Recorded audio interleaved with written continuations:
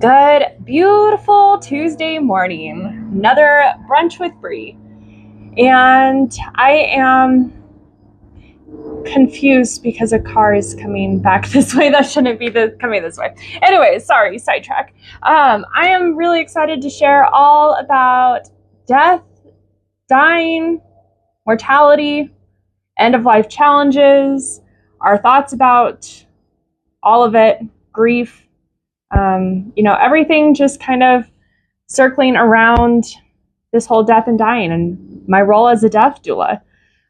So I'll even talk about, if you're interested in getting into being a death doula, some different ways you can do that. So we're going to go deep today. So if you're not in a good space, I don't know, maybe it's perfect for you. Maybe step back and take some time to watch this later. But we are definitely going to go down some deep topics today that are hard for a lot of people.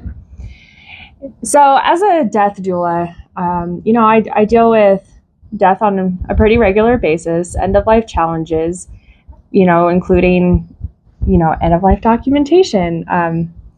And that's not really documenting the end of life. It's these advanced directives that before you get to the death part, you can have a very extensive written voice, and you can remain autonomous over yourself if something happens. If you get in an accident or you get really ill and you're unable to communicate for yourself, you have a piece of communication there that speaks for you, and then you usually appointed somebody that also speaks on your behalf. And we'll cover a little bit about that as far as end-of-life challenges, talking to loved ones. Sometimes there are people in your life that will not talk about death, and dying. Whether they're going through it, whether you're going through it, whether you want to have these conversations, or it might be you that doesn't want to talk about it. It's, been kind of programmed to be a scary, taboo subject. So we can have a little conversation about how to start those conversations and how to be accepting of them. I said, well, we could talk about how to become a death doula if that's something you're interested in. If you really think that it's a good space for you, and you think your heart and soul would really be into it, I would love to help you get into it. We definitely need more death doulas. A lot of women want to be birth doulas, but it's definitely very different being on the other end of life. People say, well, I don't think I could do what you do. To be honest, I couldn't be a birth doula. So I love doing what I do. So those are the topics we're going to cover. But first, I just want to say, just because I'm a death doula and encounter death quite often, and I have a much more lighthearted take on it, I've had a near-death experience, does not make me immune to grief. Usually the people I'm working with, even families, there's usually death revolves around an illness or something that takes some time before the person transitions completely. So there's usually some heads up, or in the past, it was an illness that took place over a week or months or years even. And so that kind of incident is usually, I can handle that better. Not saying that I'm emotionless, but I can usually present myself, pretty calmly, and sometimes it'll take until I just go home and give myself that space to go through what I'm going through, because a lot of my clients I get close to, I find the beauty and the amazement in these souls, and they usually grow a lot not even right before, but during this whole end of life transition phase. They grow spiritually, they sometimes grow as a person. And even though the clients I've had that couldn't communicate, they had late stage dementia, it's hard not to get close to them and their family when you spend so much time with them. So oftentimes I'll have to just set aside space for myself to, feel, go through these grieving processes. And, that could be excitement for where they're going, sadness for their family, sadness that I won't get to see them anymore. All these emotions can happen at once too. It doesn't have to be this cycle that we've been told, oh, you grief cycle, there's anger and fear. And I don't even know the stages of the cycle, because it's not a cycle. It's a web. You can have this emotion at the same time. All of them, you can have none of them. You can go numb. You can, it's this crazy web that we really don't talk about. So I just give myself the space to do that. However, I'm not immune. I'm not immune to accidents. I just lost a friend in a tragic accident. See, not immune.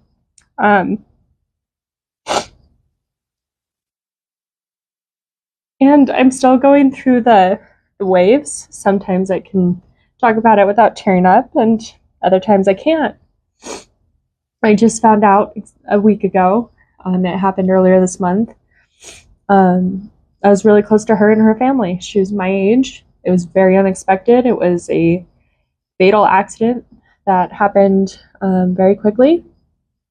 And it's just, thanks, Tara. Just because I'm a near-death experiencer and I help people through death and dying all the time and don't usually get emotional, doesn't mean I'm not human, that death doulas are emotionless. Usually we love life so much that we want to help people live the best rest of their life. That's what I'm really passionate about, is making sure you have a voice. If you are in an accident that doesn't take your life, that you still remain, you have autonomy over your own body.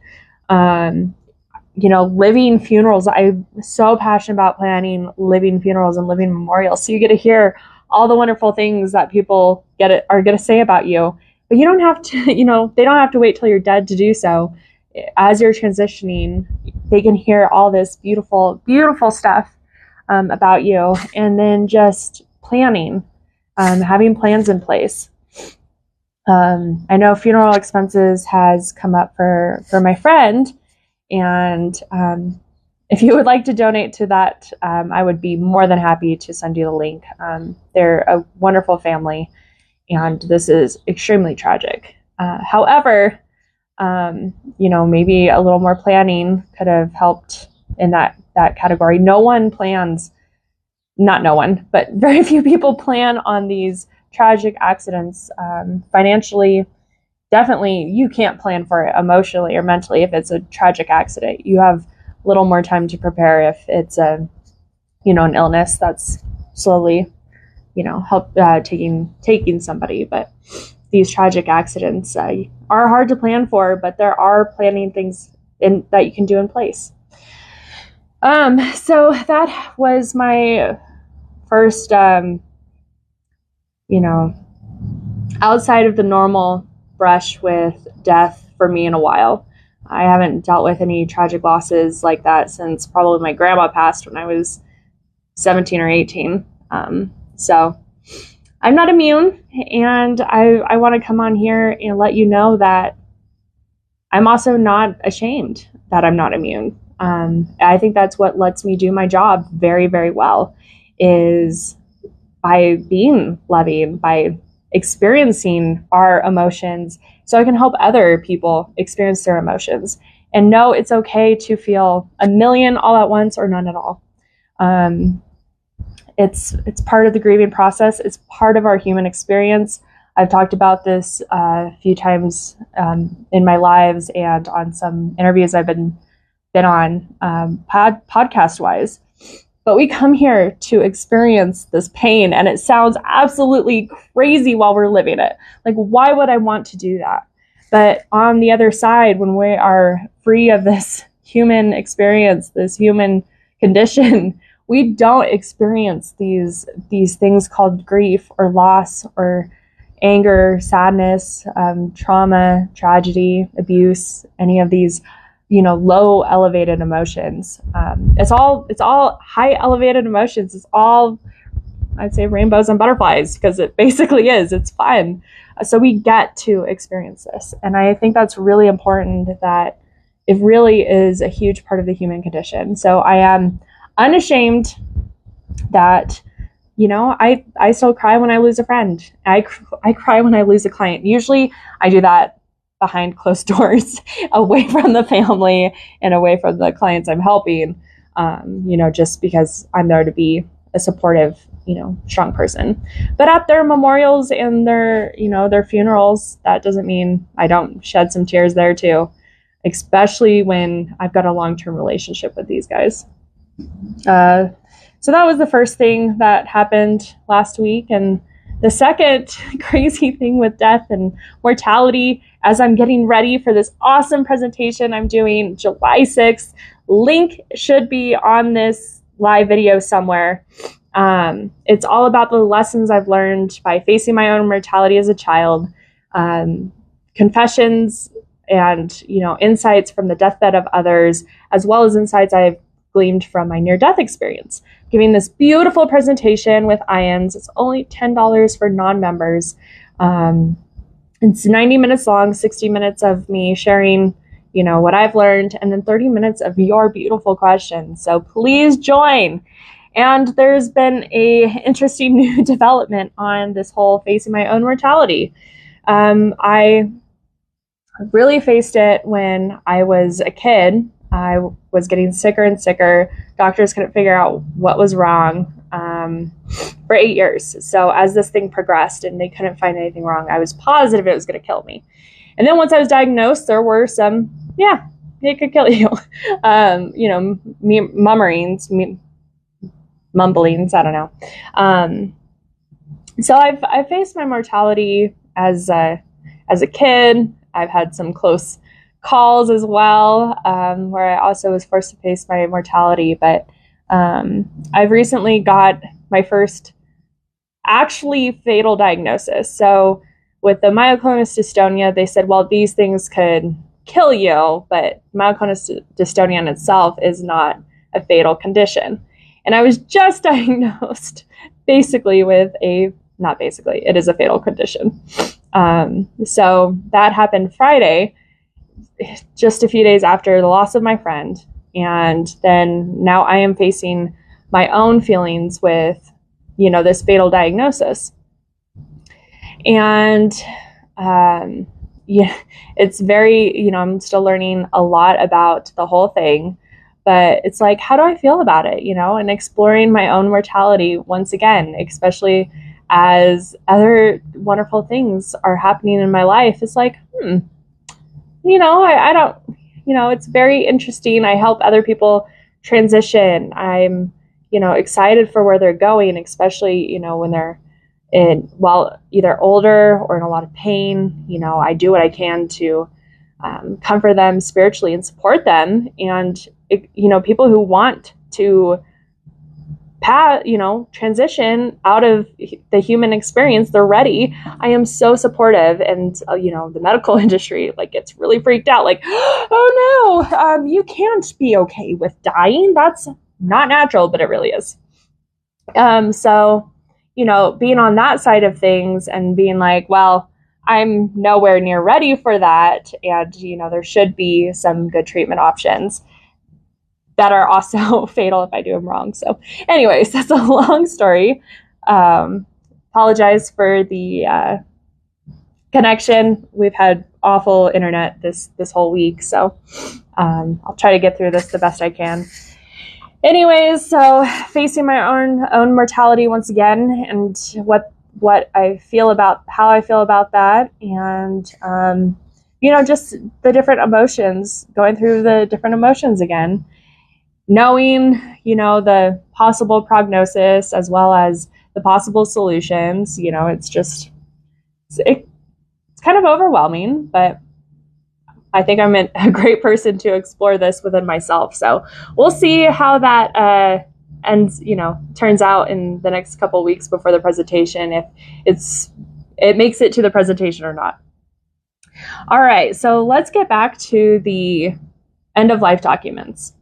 If you want your own advance directive, carryinginfo.org, I believe, is my favorite website. At least I'm not sure if it's international. I know it's for the states. It pops out your state-specific advance directive that's recognized by the state. And I recently did Utah, and there's some things I wish that Colorado had from Utah and vice versa. So luckily, this specific advance directive has plenty of space to write in things that are missing. How is that different than a living will? A living will is usually one page. It's mostly, do you want life support? What kind of life support? And for how long? That's basically it. Then you would also probably want to do a separate document called an advanced directive or a medical power of attorney, where you elect somebody to make these decisions for you. And you definitely want to have this conversation with this person before you put them down. And, you might think that your spouse is okay with it. Like, let's say you want to be taken off of life support after a week of no improvement.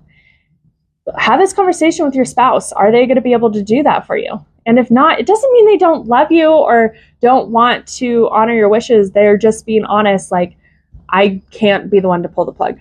And that's beautiful. That's a great conversation to have ahead of time. Just, give that responsibility to somebody else who's okay with that. What an advance directive does is it combines those two, and then this organization, carryinginfo.org, if you need that again, it even goes one step further. A lot of us know about organ donation here in the U.S. I'm not sure what it's like internationally, but you put, on your driver's license if you're an organ donor or not. Yes, no. But what carryinginfo.org's advance directive does is it gives you a whole form that you can be way more specific. I had a client that said, yeah, I don't care. They can have my body, just, I'm weird about my eyes. I don't want them to have my eyes. So there's a little place that you can say all body parts excluding, or just this body, just these. You can be very specific if you're kind of like, I don't mind donating my heart, my liver, my lungs, whatever, but I don't want them taking my eyes, my brain, my pinky. I don't know. You get it. So it has got so much room for exactly what you want. So you can remain, have a voice. If you want help, I actually provide services where I will walk you through the advance directive one-on-one, discuss what each option means. It can be kind of overwhelming, especially this beautiful, very comprehensive document. It's not huge. It's, anywhere from 7 to 10 pages from carryinginfo.org. You can find free ones for just medical power of attorneys, just living wills, just organ donation. You can find those all separately. But if you want some help, and actually, I really help a lot of people try to understand what they want. I remember my first experience filling my own out. Once again, faced my own mortality fairly young, so I had an advance directive done very, very young. And I just said, I don't want life support. Like, take me off immediately. I don't want anything. And my lawyer talked me into, because it wasn't just the advance directive we were doing full estate planning. I had a house and everything. So full estate planning, you do not need a lawyer to fill out your advance directive. That's why I, as a death doula or a person, can help you fill this out. You just either need a couple witnesses or a notary. States vary. Usually a notary takes place of a couple witnesses as well. Anyways, I can help you go through this, and my lawyer convinced me to stay on life support for a week to let my family say their goodbyes. And ironically, I got halfway to that week once. I was on life support for 3 or 4 days, and I was not expected to live. My condition was not improving, And had I, had taken me off immediately, we would not be having this conversation today. So some people, especially when they're older, being on life support can actually do more harm than good if they come out of it. Like, then they've got this huge, massive mountain of a recovery. Is it worth it? Where, I was 26 when I was on life support. So my recovery, it was hard. It took about 6 to 8 months, I think, to recover, which was actually pretty fast, I think. But the recovery was much smoother, and I was much more capable. My body was much in a better place to heal. So, helping you outweigh those pros and cons. Some people want, no days. Some people want 7. Some people want 14. Some people want 30 and 60. But as you stay on life support longer, the more injuries to your body happen, and possibly irreversible. So I help you discuss all the pros and cons and really find out what you want. The next thing is, how do you talk to people? Let's say you've got a terminal diagnosis. So my diagnosis is fatal, not terminal. So if I don't get it treated, it's terminal. If I overtreat it, it's terminal. Basically, it's fatal, not terminal. Terminal is more like you've got this diagnosis and it's really nothing they can do, and it's going to take your life. So let's say you have a terminal illness and your family doesn't want to talk about it. There's a few different ways to start that conversation. You can, approach it from a place of, I need this, I need to talk to you about this. I know it's hard. Come at a place of compassion. Know that they're worried, that they're scared, that it's hard for them. And you can start off really small. Just, talk about life cycle of things. Or you could start to look into near-death experiences. I know that those provide a lot of comfort with people, which I wasn't quite an understanding until I started sharing my own and started getting that feedback. That has been very, very comforting for people who have either terminal illnesses or who have just lost somebody. So maybe start watching those with your loved ones. Now, if your loved ones are the one trying to talk to you about it and you're very, clammed up and you don't want to talk about it, it's scary or it's uncomfortable or you don't think it's a priority, I recommend reaching out to a death doula to explore that a little more. And we can be very understanding and non-pressure, and just starting to ease into that conversation. This conversation did not ease into any of it. I just went, hey, we're talking about death and mortality and dying today, and here's what happened last week. So that was not how you ease into the conversation. But by now, most of you should know, or if you're new, welcome. I'm pretty open about death and dying, and I'm really passionate about destigmatizing talking about it and making the world more comfortable, and even excited to talk about it because it happens to everybody. Why should we mute it? It's not going to make it go away. It just makes it harder to deal with. So anyways, I've also got more tips and tricks based on your specific situation. If you need help bridging that gap, if you've lost somebody and you really want support from your partner, I've got some tips and tricks. So send me a message and I would love to give those to you. Now, how to become a death doula. I get this question a lot. People are really interested in becoming a death doula, looking into the whole process and everything. So it is unregulated as of right now, and you do not need to know, you don't need to get certified or anything, but, I think it helps. There are some very amazing courses out there that, depending on where you're at. So if you have volunteered in hospice before, I volunteered for 2 years, almost weekly, and really got familiar with the dying process, what the family members go through, what the person goes through. I was in a very medical setting. I was in hospitals and nursing homes as well as homes, kind of seeing the whole family dynamic in different places where, heck, I even had one, I'm also a notary. I think I mentioned that with the whole advance directive, but I got called to notarize a document, and it was this family trying to take everything from their mom that was incapacitated, 100% incapacitated. And they said, "Oh, she just took her medicine." I said, "Okay, call me when she's awake and cognitive." They never did, because they filled out this will in 5 different handwritings, like not even consistent writing utensil. Like I think there was like blue ink, black ink, different handwritings, all this mumbo jumbo put together.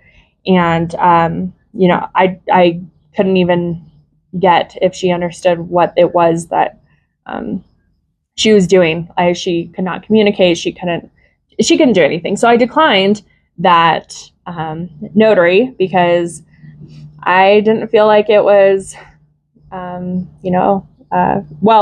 legal. There's a whole thing about being a notary, but the family dynamics, there's families that are so caring and so brokenhearted and devastated they're losing somebody, and then the other ones that are just ready to grab everything from that person.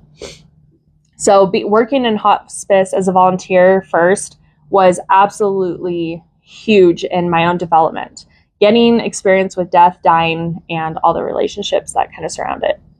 And in that, because I did that, the course I took from IAP Career College was amazing. Is more about the business end and the different types of death doula you could be, where there are more extensive programs for people who have not volunteered in hospice. If you want to know more about those, please send me a message. And I'm going to wrap up, especially because I'm losing connection, but let's talk about death and dying and mortality. It's very real. It's full of emotions. And, I'm here for you, whether you need to just cry or yell or whatever you need, grief. You want to help with your own advance directive. I'm more than happy to do that for you. Walk you through that online. Send me a private message or a comment, and we can set that up. If you have your own mortality, you're facing your own mortality right now, you've got a terminal or fatal diagnosis, or heck, you've just had chronic illness for a long time and you want some support with that too, please reach out to me. I would love, my whole purpose is to help people, experience this human condition in, the most healthy, supportive way, and get through it. We'll get through this together one way or another. And on that note, I would love to see you on July 6th, where I go way more into detail about facing my own mortality, more about what I've learned sitting at the bedside of others as they're transitioning, and of course, my near-death experience. So if you need that link, it's 1 on this video, and 2, send me a message. And I've posted a ton about it. It's just at IANS events, groupsandevents.com, I think. I actually don't remember. But just Google IANS groups and events, and I should pop up at the top of the page right now since it's getting closer. And if you need any help, just reach out. I have plenty more love to share and give, and we can face all these emotions at the same time together. We do not have to separate or compartmentalize. We can do this together.